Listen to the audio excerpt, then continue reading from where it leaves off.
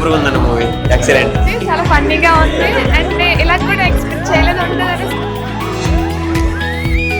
10 years 15 years అయింది comedy movie చూసి.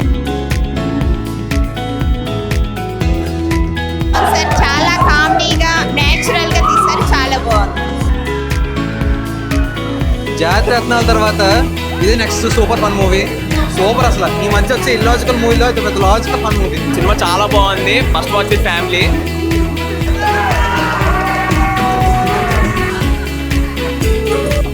చాలా బాగుంది మూవీ, మొత్తం థియేటర్ అందరు బాగా నవ్వుతున్నారు.